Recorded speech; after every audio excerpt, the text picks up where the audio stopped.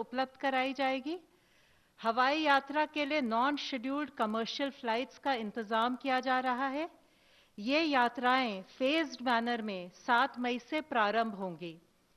Flight लेने से पहले यात्रियों की स्क्रीनिंग की जाएगी। केवल एसिम्प्टोमेटिक ट्रैवलर्स को ही यात्रा की अनुमति होगी। यात्रा के दौरान सभी यात्रियों को स्वास्थ्य मंत्रालय और सिविल एविएशन मंत्रालय द्वारा जारी किए गए प्रोटोकॉल्स जैसे हेल्थ प्रोटोकॉल्स आदि का पालन करना होगा। गंतव्य पर पहुंचकर सभी को आरोग्य सेतु ऐप पर रजिस्टर करना होगा। सभी की मेडिकल जांच की जाएगी। जांच के बाद संबंधित राज्य सरकार द्वारा उन्हें या तो अस्पताल में या इंस्टीट्यूशनल क्वारंटाइन में 14 दिन के लिए पेमेंट बेसिस पर रखा जाएगा। 14 दिन के बाद दोबारा कोविड टेस्ट किया जाएगा और हेल्थ प्रोटोकॉल के अनुसार अग्रिम कार्यवाही की जाएगी। राज्य सरकारों को वापस आने वाले भारतीयों के परीक्षण, क्वारंटाइन और अपने राज्यों में उनकी आवाजाही की व्यवस्था बनाने के लिए सलाह दी जा रही है। विदेश मंत्रालय और सिविल एविएशन मंत्रालय शीघ्र ही इसके बारे में विस्तृत जानकारी वेबसाइट द्वारा साझा करेंगे। भारतीय रेल ने प्रवासी श्रमिकों के लिए अभी तक 62 स्पेशल ट्रेन्स चलाई हैं और लगभग 70,000 यात्री इस सुविधा का उपयोग कर रहे हैं। आज 13 और ऐसी ट्रेनें चलाए जाने की उम्मीद है। कल आप सबके साथ मैंने गृह मंत्रालय ने जो लॉकडाउन से जुड़े दिशा निर्देश जारी किए थे, उनके मुख्य बिंदु साझा किए थे। आज मैं आपके साथ लॉकडाउन से जुड़े जो नेशनल डायरेक्टिव्स यानी राष्ट्रीय निर्देश हैं, उनकी तरफ आपका ध्यान आकृष्ट करना चाहूंगी। सार्वजनिक स्थानों के लिए जो हमने निर्देश जारी किए हैं, उसमें सबसे पहले यही है कि सभी को फेस कवर यानी फेस मास्क लगाना अनिवार्य है। सार्वजनिक स्थानों पर सबको 2 गज की दूरी बनाए रखना जरूरी है। सार्वजनिक स्थानों पर थूकना दंडनीय अपराध है। इन स्थानों पर शराब, पान, गुटखा, तंबाकू इत्यादि का सेवन करना वर्जित है। दुकानों पर सोशल डिस्टेंसिंग के नियमों का पालन किया जाना अनिवार्य है। दुकान पर एक समय में 5 से अधिक व्यक्ति नहीं हो सकते। किसी भी संगठन या ऑर्गेनाइजेशन को 5 या 5 से अधिक लोगों को एक स्थान पर इकट्ठा करने की अनुमति नहीं है। विवाह संबंधी समारोह में 50 व्यक्तियों से अधिक के शामिल होने पर रोक है। इन समारोह में भी सोशल डिस्टेंसिंग के नियमों का पालन करना आवश्यक है। इसी प्रकार अंतिम संस्कार में भी सोशल डिस्टेंसिंग के नियमों का पालन करते हुए 20 व्यक्तियों से अधिक शामिल नहीं हो सकते। अब मैं आपके साथ कार्यस्थलों के लिए जारी राष्ट्रीय निर्देशों को फिर से साझा करना चाहूंगी। कार्यस्थलों पर thermal scanning, hand wash, sanitisers और फेस मास्क पर्याप्त मात्रा में उपलब्ध कराना आवश्यक है। कार्यस्थलों पर और कंपनी परिवहन में इंचार्ज द्वारा सोशल डिस्टेंसिंग सुनिश्चित करना भी आवश्यक है। काम की शिफ्टों के बीच समय का पर्याप्त अंतराल होना चाहिए और स्टाफ को अलग-अलग लंच ब्रेक दिया जाना चाहिए ताकि सोशल डिस्टेंसिंग सुनिश्चित की जा सके। सभी कर्मचारियों के लिए आरोग्य सेतु ऐप पर रजिस्टर करवाना संगठनों के प्रमुखों की जिम्मेदारी है। कार्यस्थलों को समय समय पर खासकर शिफ्ट्स के बीच में सैनिटाइज किया जाना भी जरूरी है। सभी कार्यस्थलों पर कोविड-19 का उपचार करने वाले निकटवर्ती अस्पतालों की सूची उपलब्ध होनी चाहिए। क्वारंटाइन के लिए भी स्थान चिन्हित करके रखना चाहिए। बड़ी बैठकें यानी फिजिकल मीटिंग्स को अवॉइड करना चाहिए। सफाई और हाइजीन बनाए रखने के लिए स्वच्छता के उत्तम तरीकों के बारे में जानकारी और प्रशिक्षण आयोजित किया जाना चाहिए। आशा है इन सब के अनुपालन से हम कोविड-19 की चेन को तोड़ पाएंगे। धन्यवाद। धन्यवाद। अब मैं रिक्वेस्ट करता हूं हेल्थ मिनिस्ट्री रिप्रेजेंटेटिव से प्लीज। अगर हम पिछले 24 घंटे में देखें तो पाते हैं कि 1020 पेशेंट्स क्योर हो चुके हैं, जिससे हमारी टोटल क्योर लोगों की संख्या बढ़कर अब 726 हो गई है, जिसके कारण हमारा टोटल रिकवरी रेट बढ़कर अभी 27.41 हो चुका है। Total 32,138 cases active medical supervision में हैं। पिछले 24 घंटे में 3,900 एडिशनल केसेस कंफर्म नोट किए गए हैं, जिसके कारण हमारी कुल कंफर्म केसेस की संख्या अब बढ़कर 46,433 हो चुकी है। पिछले 24 घंटे में भारत में कोविड-19 के कारण हुई डेथ्स में 195 केसेस का इंक्रीज नोट किया गया है, जिसके कारण कुल डेथ्स की संख्या अब बढ़कर 1,568 हो चुकी है। पिछले 24 घंटे में हमने कंफर्म केसेस और डेथ्स की संख्या में अब तक का हाईएस्ट इंक्रीज नोट किया है। हम एक इन्फेक्शियस डिजीज से डील कर रहे हैं, इसलिए timely reporting of cases and there management is very crucial. कुछ राज्यों में यह गैप नोट किया गया था, जिसे आफ्टर ड्यू परसुएशन अब एड्रेस किया जा रहा है। स्टेट्स के लेवल पर यह जरूरी है कि based on cases reported, contact tracing, active case search और क्लिनिकल मैनेजमेंट ऑफ केसेस को इफेक्टिवली इंप्लीमेंट किया जाए।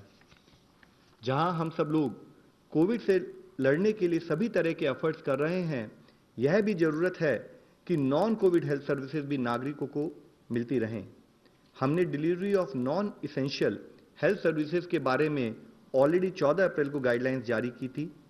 हमें इंश्योर करना है कि गवर्नमेंट और प्राइवेट नॉन कोविड फैसिलिटीज में जिस जोन में वह जिला पड़ता है, उसके अनुसार सारी सर्विसेज प्रोवाइड की जाएं। Immunisation, maternal and child health services, services for critical ill patient जैसे कि डायलिसिस, कैंसर, डायबिटीज, टीबी और ब्लड डोनेशन जैसी सर्विसेज सुचारू रूप से चलती रहें। यह सीजन वेक्टर बॉर्न डिजीजेज जैसे डेंगू, चिकनगुनिया और अन्य बीमारियों के लिए भी कार्य करने का सीजन है। जरूरत है कि फील्ड फंक्शनरीज इन कार्यों को सुचारू रूप से करते हुए अपनी सर्विसेज रूरल और अर्बन एरियाज में सुचारू रूप से प्रोवाइड करते रहें।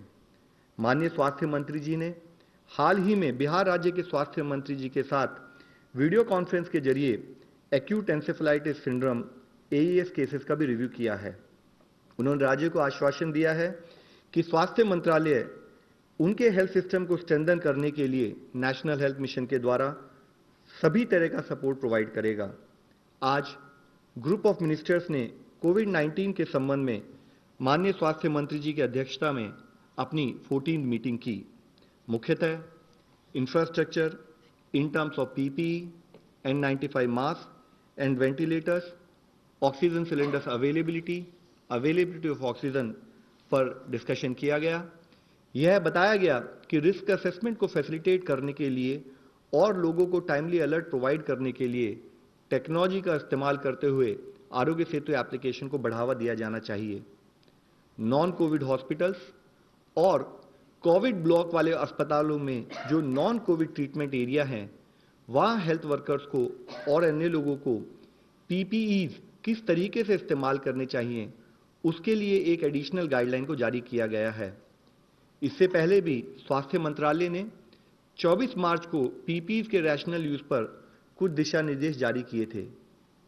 इसमें गाइडलाइंस में हेल्थ केयर वर्कर्स को रिस्क प्रोफाइल जैसे कि high risk area, moderate risk area या लो रिस्क एरिया के बेसिस पर किस हॉस्पिटल सेटिंग में किस टाइप के PPEs यूज करने चाहिए, उस पर गाइडेंस प्रोवाइड की है। हाई रिस्क एरियाज में फुल कॉम्प्लीमेंट ऑफ PPEs यानी कि N95 मास्क, कवरऑल्स, गॉगल्स, ग्लव्स और शू कवर का इस्तेमाल किया जाना चाहिए। मॉडरेट रिस्क एरियाज में N95 मास्क, ग्लव्स का इस्तेमाल करना चाहिए। माइल्ड या लो रिस्क एरियाज में ट्रिपल लेयर मेडिकल मास्क और लेटेस्ट एग्जामिनेशन ग्लव सफिशिएंट हैं। इस संबंध में डिफरेंट एरिया जैसे कि IPD ब्लॉक में जैसे हमारे वार्ड्स हैं, ICUs हैं, लेबर रूम्स हैं, ऑपरेशन थिएटर हैं। OPD ब्लॉक में हमारी हेल्प डेस्क के रजिस्ट्रेशन काउंटर हैं, डॉक्टर्स के चैम्बर्स हैं, फार्मेसी काउंटर्स हैं, सैनिटरी स्टाफ को क्या प्रिकॉशन लेनी है। इसी तरीके से इमरजेंसी डिपार्टमेंट या अदर एंसिलरी सर्विसेज जैसे कि हमारी लैब, ब्लड बैंक्स और लॉन्ड्री सर्विसेज जो भी हैं, वहां पर किस टाइप का रिस्क प्रोफाइल है और उसके तहत किस टाइप के PPEs को यूज करना चाहिए, यह डिटेल दिशा निर्देश जारी किए गए हैं। आप सबके द्वारा रिक्वेस्ट ये है कि कम्युनिटी में हमारे जितने भी गवर्नमेंट और प्राइवेट हॉस्पिटल्स हैं वो इन गाइडलाइंस जो कि हमारी वेबसाइट पर भी उपलब्ध हैं उसको समझते हुए उसके हिसाब से कार्य करें। कोविड-19 दुनिया के अभी सभी देशों में फैल चुका है। इस लड़ाई में केस मैनेजमेंट के साथ साथ जब हम लॉकडाउन को रिलैक्स करते हैं तो यह लड़ाई हमें काफी रिस्पॉन्सिबिलिटी के साथ लड़नी होगी। माननीय प्रधानमंत्री जी के अनुरोध अनुसार शुरू से ही यह लड़ाई सरकार के साथ देश का हर नागरिक लड़ रहा है। जब हम लॉकडाउन को रिलैक्स कर रहे हैं तो इसमें सरकार की जिम्मेदारी के साथ साथ हर नागरिक की जिम्मेदारी और बढ़ जाती है। समस्त सरकार और संपूर्ण समाज के शेयर्ड एफर्ट से ही हम यह लड़ाई जीत सकते हैं। हमें अपनी जीवन शैली और काम करने के तरीके में कोविड-19 से संबंधित अप्रोप्रिएट बदलाव लाना होगा। आज जरूरत है कम्युनिटी की ओनरशिप की। जरूरत है कि हर citizen as part of his social responsibility chain of transmission को ब्रेक करने में कंट्रीब्यूट करे। जैसे कि माननीय प्रधानमंत्री जी ने कहा था, भारत की यह लड़ाई पीपल ड्रिवन हो और हम सब मिलकर समस्त विश्व के सामने इसके लिए एक सक्सेसफुल एग्जाम्पल सेट करें। धन्यवाद। Kumar Kundan, TV9 Bharatvarsh.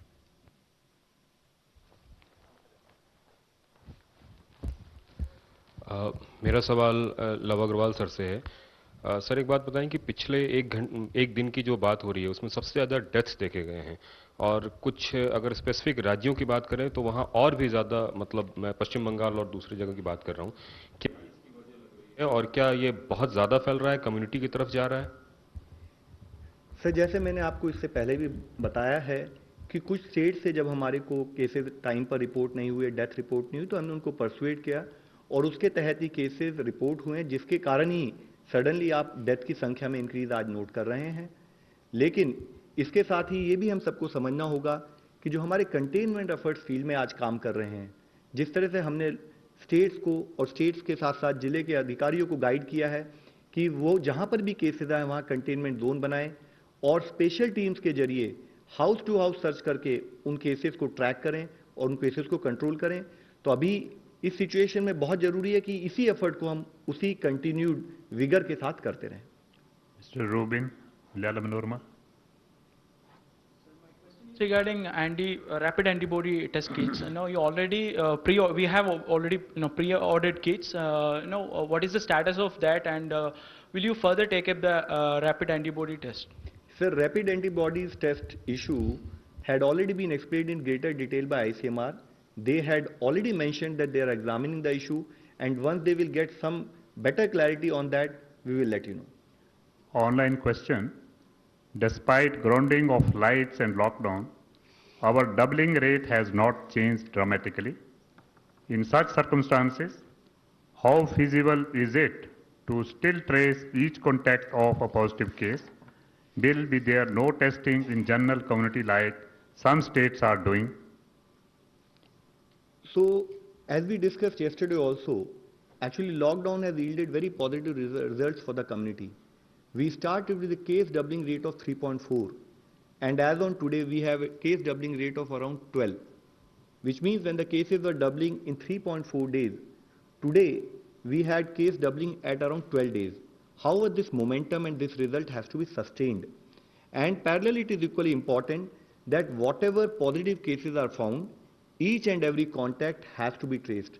With respect to the point which is being asked in terms of testing in the general community, so we had already been highlighting in earlier times also that while we take up testing as per the protocol, and within that protocol it is defined that in containment zone and otherwise we actually take up SARI and allied surveillance in facilities also, which throws a very valuable data in terms of understanding with respect to how the cases are happening and what additional steps need to be taken in terms of management.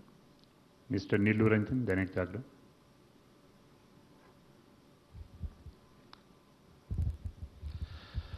Sir ये जो cases बढ़ रहे हैं, आप ये जो कह रहे थे कि राज्यों ने रिपोर्ट करना ज़्यादा किया है और ज़्यादा कर रहे हैं, तो ये सारी और ILI का जो रिपोर्ट है वो क्या संकेत कर रहा है? क्या कम्युनिटी की तरफ कहीं जा रहा है, नए केसेस वहाँ ज़्यादा आ रहे हैं?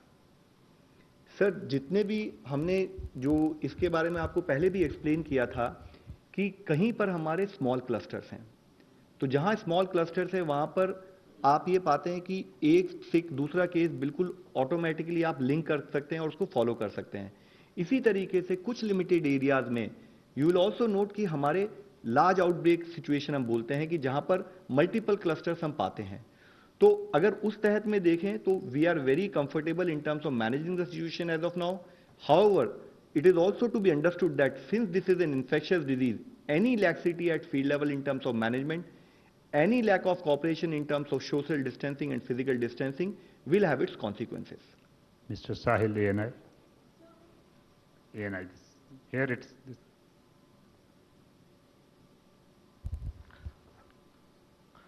So my question is for Love, sir. So what is the update on the central team deputed to 20 districts to assess the state health department, and what has been the feedback? Thank you. So the central teams have been deputed. They are in all different stages in terms of reaching there, and they're already coordinating with the respective district in terms of understanding the trajectory of that district, and also to suggest them what additional steps each district should be taking in terms of management efforts. Avantika Ghosh, Indian Express. So you just mentioned that 3.4 days was before lockdown, doubling time, now it's 12 days. I just looked up, before lockdown, on March 24th, your cases was 538. So how is going from 250 cases or maybe 300 cases to 600 cases in 3.4 days, how is it better than going from 23,000 to 46,000 in 12 days? Ma'am, yesterday we talked about it. Actually, any infectious disease, it moves in a geometric progression. So, if you see that if you have your base of cases being lower, then automatically next day when you see the number of case increase will be lesser vis-a-vis the fact that after a few days when the number of cases have become bigger. So that is how infectious disease generally do get monitored. It is important to understand that we need to come to a level where day-to-day case increase should actually be not happening in a geometric progression. It should be happening, in such a manner where the number of cases do get added on a daily basis are lesser than that, and subsequently to a level where we can actually increase the doubling rate much higher so that case remains stable, and that is where we end up seeing a flattening of the curve. Ashish, ABP News. Sir मुझे उसी continuation में पूछना है जो कुंदन ने आपसे पूछा कि क्या आपको लगता है बंगाल से केसेस कम रिपोर्ट किए जा रहे हैं, जो स्पाइक हमने देखा सडनली वहाँ पर डेथ के नंबर्स को लेकर के, और क्या ज़रूरी है कि वेस्ट बंगाल का एडमिनिस्ट्रेशन इसको लेकर के और ज़्यादा ट्रांसपेरेंट हो? सर बहुत ज़रूरी है कि हम सब लोग मिलकर इन्फेक्शियस डिजीज़ मैनेजमेंट के पार्ट में ये इंश्योर करें कि टाइमली रिपोर्टिंग को हम फॉलो करें, टाइमली रिपोर्टिंग को फॉलो करते हुए फील्ड एक्शन भी लें। और जैसे मैंने इससे पहले भी आपको बताया, स्टेट गवर्नमेंट से कोऑर्डिनेट करके ये इंश्योर किया गया कि आइडेंटिफाई किया गया कि जो भी हमारी लेट रिपोर्टिंग हो उसको हम स्ट्रीमलाइन करें, और उसके तहत ही स्टेट गवर्नमेंट ने एडिशनल केसेस को हमें रिपोर्ट भी किया है। Last question Kamal Sandhu. So while rest of the countries are showing a downward trend now, India is showing one of the biggest spikes. And second, what do you attribute the biggest cause for rise in number of deaths of COVID-19? Ma'am, actually today's whole discussion has been on the fact that in one or two locations larger cases of deaths have been reported. So that is primarily the reason why suddenly we found larger number of deaths. However, we all need to understand that vis-a-vis other parts of the country where, other parts of the world where suddenly larger number of cases were reported, India has actually through the process of lockdown and through our containment efforts had been ensuring that the cases do not increase. We are still following a similar trajectory. So when you will compare us with other parts of the world, you realize that their absolute number of cases would have probably little bit gone down, but India had maintained a similar trajectory of having lower number of cases. However, having said that, for us it is a day-to-day challenge in terms of ensuring that not only this trajectory is maintained, we should continue our efforts to lower down this trajectory and come to a level of saying that yes, we have been able to win this battle. Concerned that if any health professional get infected, and it is particularly important for all of us to ensure that we all collectively as healthcare professionals working in the field take required precautions while dealing with cases. We had talked about it earlier. There are two sets of cases which we have found. One is while attending to medical duties, second is someone getting infected and in process being a professional, health professional, also got infected. For us, collectively we have been working with all the states, we have been working through AIMS, we have been working through our again technical agencies to ensure that everyone get oriented on proper use of PPEs, proper infection prevention measures, effective biomedical waste management, and as part of that exercise is when we mentioned to you today that we have come with respect to rational use of PPEs even in hospitals dealing with non-COVID patient is what we have tried to through you we want to bring to the notice of everyone that we have to ensure that we follow all the required guidelines with respect to infection prevention and management. Thank you, friends. Thank you very much.